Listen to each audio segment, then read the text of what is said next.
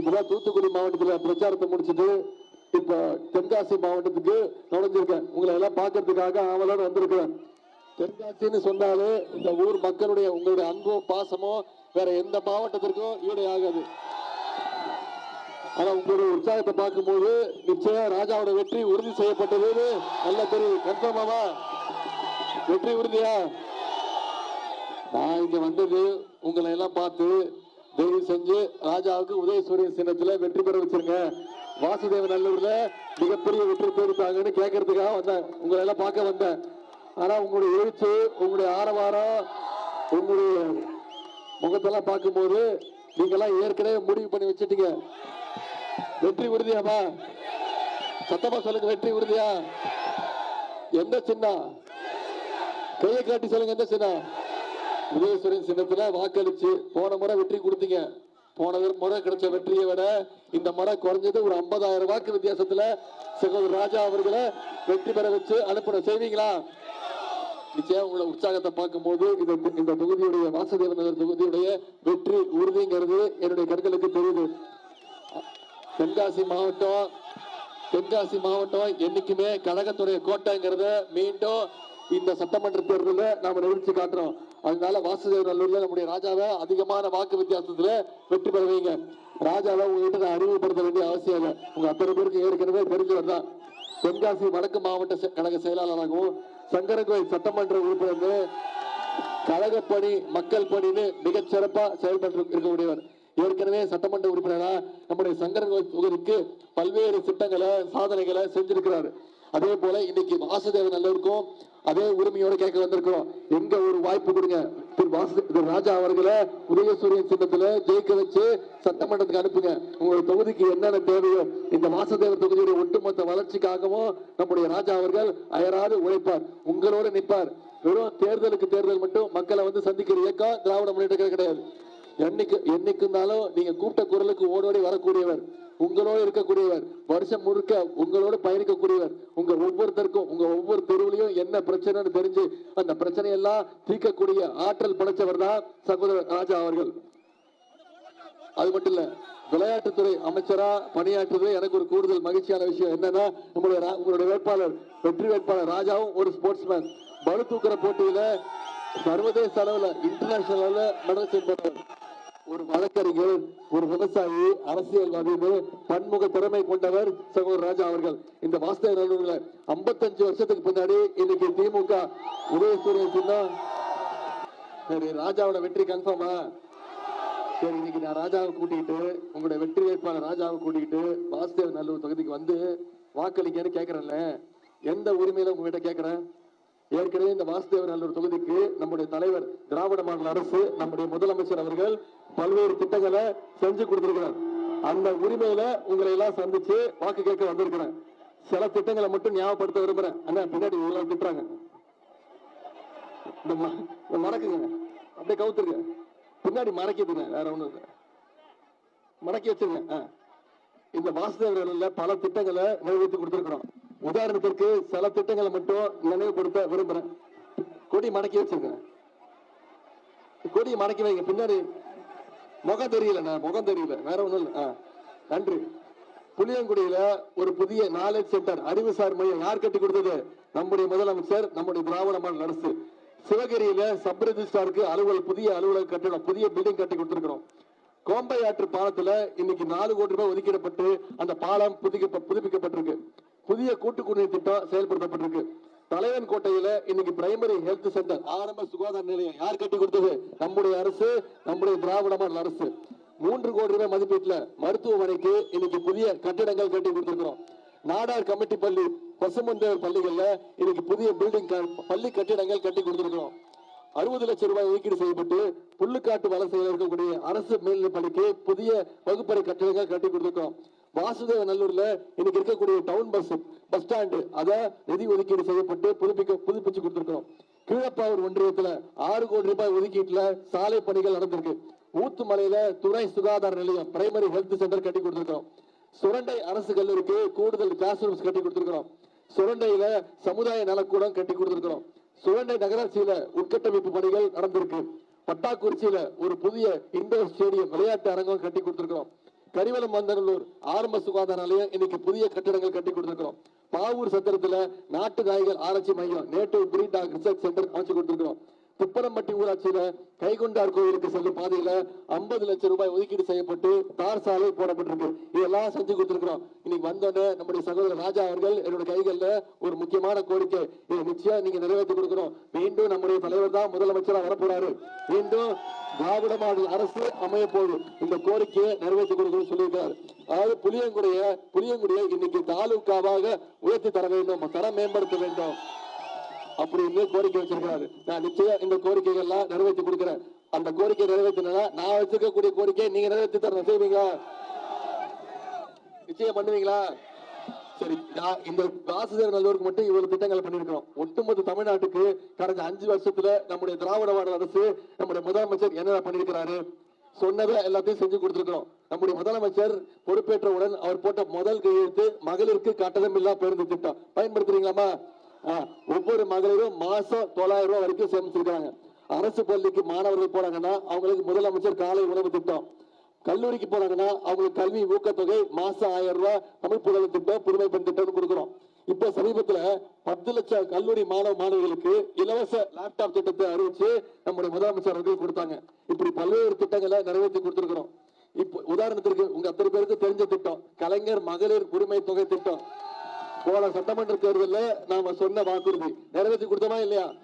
இன்னைக்கு மாசம் 1000 ரூபாய் 1,31,00,000 மகளிருக்கு மாசம் 1000 ரூபாய் உரிமை தொகை திட்டத்துல நம்முடைய முதலமைச்சர்கள் கொடுத்துட்டு இருக்காங்க. அந்த திட்டத்தை நிப்பாட்டுறதுக்கு அதிமுகவும் பாஜகவும் முயற்சி பண்ணாங்க. தேர்தலை காரணம் காட்டி 3 மாசம் நிப்பாட்டுறதுக்காக நீதிமன்றத்துக்கு போனாங்க. நம்முடைய தலைவர் என்ன பண்ணாரு? முதலமைச்சர், நான் 1000 ரூபாய் கொடுக்கறது நிப்பாட்ட முயற்சி பண்றீங்களா? நான் கொடுக்குற 5000 ரூபாய் இப்ப நிப்பாட்டுங்க பாக்கலான்னு கொடுத்தாரா இல்லையாமா? பிப்ரவரி மாசம், மார்ச் மாசம், ஏப்ரல் மாசம் 3 மாசத்துக்கு சேர்த்து 3000, கோடை கால சிறப்பு நிதியா 2000, 5000 ரூபாய் நம்முடைய முதலமைச்சர் அவர்கள் ஒரே பேங்க் டிரான்ஸ்பர்ல கொடுத்தாரு. காலைல 6:30 மணிக்கு முதலமைச்சர் மகளிருடைய பேங்க் அக்கௌண்ட்டுக்கு அனுப்பிச்சாரு. 9 மணிக்கெல்லாம் போய் மகளிருக்கு பணத்தை எடுத்துட்டீங்க. எவ்வளவு உஷாருங்க, எவ்வளவு ஷார்ப்பா இருந்திருக்கிறீங்க. ஏன் எடுத்தீங்கன்னா உங்களுக்கு பயம். மோடி அரசு பேங்க்ல மினிமம் பேலன்ஸ் இல்லைன்னு சொல்லி அந்த பணத்தை உரிமை தொகையை மோடி அரசு எடுத்துருவாங்க அப்படின்னு போய் உஷாரா எடுத்துட்டீங்க, ஷார்ப்பா எடுத்துட்டீங்க. அதே மாதிரி ஷார்ப்பா வர 23ஆம் தேதி வாக்குச்சாவடிக்கு போய் வாக்கு பெட்டியில 4வது இடத்துல சகோதரர் ராஜாவோட பேர் இருக்கும். கரெக்டா? அவர் பேருக்கு பக்கத்துல உதயசூரியன் சின்னம் இருக்கும். அந்த சின்னத்துல நீங்க வாக்களிச்சு இந்த வாசுதேவ நல்லூர் தொகுதியுடைய வெற்றியை உறுதி செய்ய செஞ்சு கொடுப்பீங்களாமா? அது மட்டும் இல்ல, நம்ம தலைவர் வாக்குறுதி கொடுத்திருக்கிறோம். மீண்டும் ஆட்சிக்கு வந்தா என்ன பண்ணுவோம்? மகளிர் உரிமை தொகை 1000 ரூபாங்கிறத 2000 ரூபாய் உயர்த்தி கொடுக்கிறேன்னு நம்முடைய தலைவர் சொல்லியிருக்கிறாங்க. காலை உணவு திட்டம் 8ஆம் வகுப்பு வரைக்கும் விரிவுபடுத்தப்படும் சொல்லியிருக்கிறோம். கல்வி ஊக்கத்தொகை 1000 ரூபாய் கிடையாது, அதை உயர்த்தி 1500 ரூபாய் உயர்த்தப்படும் சொல்லியிருக்கிறோம். ஓஏபி முதியோர் உதவி தொகை 1200 கிடையாது, அதை 2000 ரூபாய் உயர்த்தி கொடுப்பேன்னு சொல்லியிருக்கிறாரு. அடுத்த 5 வருஷத்துல 35 லட்சம் கல்லூரி மாணவ மாணவிகளுக்கு இலவச லேப்டாப் கொடுக்கப்படும் வாக்குறுதி கொடுத்திருக்கிறோம்.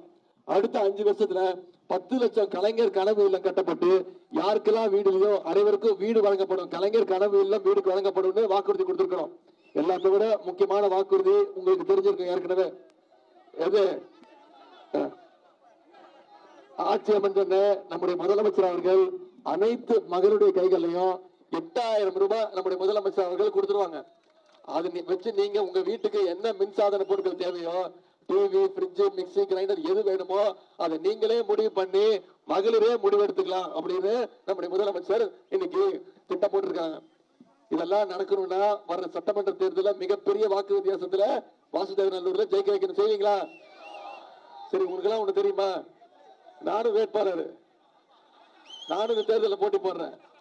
நான் இங்க ராஜாக்கு வந்து வாக்கு கேட்கிறேன்ல, ராஜா வந்து எனக்கு வாக்குலாம் கேட்கல. நான் சேப்பாக்க திருவல்லிக்கேணி தொகுதியில போட்டி போடுறேன். 2வது முறையா போட்டி போடுறேன். என் தொகுதிக்கே நான் இது வரைக்கும் ஒரு நாள் தான் போயிருக்கேன் வாக்கு கேட்டு. என் தொகுதிக்கு போகாம நான் ஏன் இங்க வாசுதேவ நல்லூருக்கு வந்திருக்கேன்? ஏன் தெரியுமா? எனக்கு என் வெற்றியை விட சகோதரர் ராஜாவுடைய வெற்றி மிக மிக முக்கியம். எனக்கு சேப்பாக்க திருவல்லிக்கேணி தொகுதி வெற்றியை விட இந்த வாசுதேவ நல்லூர்ல அதிகமான வாக்கு வித்தியாசத்துல திரு ராஜா அவர்களுக்கு ஜெயிக்க வைக்கணும். செஞ்சு கொடுப்பீங்களா? வெற்றி உறுதியா? தலைவர் நம்முடைய முதலமைச்சர் மீண்டும் மீண்டும் சொல்றதுதான் ஞாபகப்படுத்துறேன். இந்த சட்டமன்ற தேர்தல் டெல்லி அணியா தமிழ்நாடு அணியா? டெல்லி அணி வெர்சஸ் தமிழ்நாடு அணி. டெல்லி அணியை நாம தோக்கடிக்கணும். நான் இவ்வளவு திட்டங்கள் சொன்னேன்லமா, இவ்வளவு பண்ணிருக்கிறோம், ஆட்சிக்கு வந்தா இவ்வளவு பண்ணுவோம் சொல்றேன்ல. யோசிச்சு பாருங்க, ஒன்றிய பாஜக அரசு கடந்த 5 வருஷமா தமிழ்நாட்டுக்குன்னு ஏதாவது திட்டங்கள் கொடுத்திருக்காங்களா? நமக்கு ஏதாவது நிதி ஒதுக்கீடு செய்யறாங்களா? போன பட்ஜெட்ல, போன ஒன்றிய அரசோட பட்ஜெட்ல தமிழ்நாட்டுக்குன்னு எந்த திட்டமும் கிடையாது. தமிழ்நாடுங்கிற பேரே பட்ஜெட்ல இல்ல. இப்படி தொடர்ந்து தமிழ்நாட்டை புறக்கணிக்கக்கூடிய ஒன்றிய பாஜக சங்கி கூட்டத்தை நாம புறக்கணிக்கணுமா வேணாமா? அதற்கான சட்டமன்ற தேர்தல் தான் இந்த தேர்தல். நீங்க மொரட்டு பக்தர்கள் பார்த்திருப்பீங்க, மொரட்டு தொண்டர்கள் கேள்விப்பட்டிருப்பீங்க. யாரோ பார்த்திருக்கீங்களா ஒரு மொரட்டு அடிமைய? யார் நம்பர் 1 மொரட்டு அடிமை? இதையே நான் சொல்லல, இதுதான் நீங்க தான் சொல்லியிருக்கிறீங்க. அவர் என்னதான் திட்டு வரக்கூடாது, இதுதான் சொன்னேன். உடனே திரு எடப்பாடி பழனிசாமி அவர்கள், எதிர்கட்சி தலைவர் எடப்பாடி பழனிசாமி அவர்களுக்கு என் மேல பயங்கர கோவம் வந்துருச்சு. என்ன சொல்லிட்டாரு? உதயநிதிக்கு எந்த அனுபவமே கிடையாது. என்ன அனுபவம் இருக்கு அவருக்கு அப்படின்ட்டாரு. உண்மைதான், எனக்கு அனுபவமே கிடையாதுமா. என்ன அனுபவம் கிடையாது? இந்த அனுபவம் எல்லாம் எனக்கு கிடையாது. தெரியுதாமா? தெரியுதா? கீழே ஒருத்தர் படுத்திருக்காரு, தெரியுதா? தெரியுதாமா? கீழே ஒருத்தர் படுத்திருக்காரு, கார்பெட் இல்ல இது. இப்படிதான் அவர் முதலமைச்சர் ஆனாரு. எனக்கு அனுபவம் கிடையாது, இந்த மாதிரி அனுபவம் எல்லாம் எனக்கு கிடையாது. பதவிக்காக பொறுப்புக்காக யார் காலையும் போய் விழுற அனுபவம் எனக்கு கிடையாது. யாருக்காக குறிப்பா சங்கி கூட்டத்துக்கிட்ட பயப்படுற அனுபவம் எனக்கு கிடையாது. இந்த அனுபவம் எனக்கு கிடையாதுன்னு சொன்னமா. இப்ப என்ன பண்றாரு? என்ன கண்ணாமன்னு திட்டுறாரு. செத்து போன்றாரு, மேன உயிரை வாங்குறான் என்ன அப்படின்ட்டாரு. என்ன இன்னும் கெட்ட வார்த்தையில மட்டும்தான் திட்டல, எனக்கு பயப்பு இல்ல, உங்களுக்கு பயந்துட்டாரு. ஏன்னா போட்டோ கேட்டது நீங்க. இப்ப என்ன தெரியுமா சொல்றாரு? நான் காலில் விழுந்து உண்மைதான், எனக்கு முதலமைச்சராக்காங்க, பதவி கொடுத்தாங்க, பொறுப்பு கொடுத்தாங்க, நான் போய் காலில் விழுந்தேன், என்ன தப்புன்னு கேட்கிறாரு. நான் காலில் விழுந்தது தப்பு சொல்லவே இல்லை. நீ காலை விழுந்துட்டு அந்த அம்மாவுக்கு பார்த்து என்ன தெரியுமா கேட்டாரு? நீயா என்ன முதலமைச்சராக்கன்னு கேட்டுட்டு அந்த அம்மா காலை வாரி விட்டாரு. அதைத்தான் நான் கேட்டேன். இப்போ சசிகலாமா உள்ள வந்துட்டாங்க. இப்ப அவங்களே கேட்க ஆரம்பிச்சுட்டாங்க, அந்த தம்பி உதயநிதி கேட்கறதெல்லாம் கரெக்ட் தானே, நீ பதில் சொல்லு அப்படின்னு சசிகலாமா கேட்க ஆரம்பிச்சுட்டாங்க. இப்ப அவங்க 2 பேரும் பேசிக்கிட்டோம். நாம அதுக்குள்ள போக வேணாம், இனிமே போட்டோ எல்லாம் கேட்க கூடாது. நான் அவங்க கிட்ட கேட்டுக்கொள்ளலாம், இந்த தேர்தல் தமிழ்நாடா டெல்லியான்னு பாத்துருவோம். மீண்டும் நம்முடைய தமிழ்நாடு ஜெயிச்சாகணும். ஏற்கனவே திரு எடப்பாடி பழனிசாமி அவர்களுக்கு தொடர்ந்து 10 தோல்வி கொடுத்திருக்கீங்கம்மா. 10 தோல்வி பழனிசாமிய இந்த தேர்தலோட மொத்த தோல்வி பழனிசாமி ஆக்கி வீட்டுல உட்கார்ந்து செஞ்சு காட்டுவோமா? நீங்க அத்தனை பேரும் உதயசூரிய சின்னத்துல வாக்களிக்கணும்னு முடிவு பண்ணிட்டீங்கல்ல, பண்ணிட்டீங்களாமா? நீங்க அத்தனை பேரும் உதயசூரிய சின்னத்துல தான் வாக்களிக்க போறீங்க. நான் உங்ககிட்ட கேட்டுக்கொள்வதெல்லாம், இன்னைக்கு தேதி 15, தேர்தல் தேதி 23, இன்னும் சரியா 1 வாரம் இருக்கு, 7 நாட்கள் இருக்கு. அடுத்த 7 நாட்களும் இந்த பிரச்சாரத்தை நீங்க போய் ஒவ்வொரு வாக்காளரும் சந்திச்சு நீங்க சொல்லணும். செய்வீங்களா? உதயநிதி வந்தாரு, போய் பார்த்தோம், பேசினாரு, என்னென்ன திட்டங்கள் செஞ்சிருக்கோம்னு சொன்னாரு, என்னென்ன உறுதிமொழி கொடுத்திருக்கிறாரு, கலைஞ்சு போயிட்டோம், அப்படி இருக்கக்கூடாது. அடுத்த 7 நாட்கள் நீங்க ஒவ்வொருத்தரும் ஒவ்வொரு வாக்காளரை சந்திச்சு நம்முடைய திமுக ஆட்சியில என்னென்ன செஞ்சிருக்கோம், மீண்டும் ஆட்சிக்கு வந்தா என்னென்ன செய்வோம், எல்லாத்தை விட முக்கியம் அடிமை கூட்டத்தையும் சங்கி கூட்டத்தையும் தமிழ்நாட்டுக்குள்ள மீண்டும் விடக்கூடாது. விட்டா தமிழ்நாட்டை பின்னோக்கி எடுத்துட்டு போயிடுவாங்கிற அந்த பிரச்சாரத்தை நீங்க ஒவ்வொருத்தரும் அடுத்த 7 நாட்கள் செஞ்சீங்கன்னா நிச்சயம் ராஜா அவர்கள் 50,000 வாக்கு வித்தியாசத்துல மிகப்பெரிய வெற்றியை பெறுவார். கொஞ்சம் கொடுப்பீங்களா? உங்களை எல்லாம் அன்போடு கேட்கிறேன், பண்போடு கேட்கிறேன், பாசத்தோடு கேட்கிறேன், உரிமையோடு கேட்கிறேன், உங்க வீட்டு பிள்ளையாக இருந்து கேட்கிறேன், தலைவருடைய மகனாக இருந்து கேட்கிறேன். இன்னும் பெருமையா சொல்லணும்னா டாக்டர் கலைஞருடைய பெயராக இருந்து உதயசூரிய சின்னத்துல திரு ராஜா அவர்களுக்கு வாக்களித்து மிகப்பெரிய வெற்றியை தேடித்தாருங்க. உங்களுடைய அன்புக்கும் வரவேற்புக்கும் நன்றி, நன்றி, நன்றி.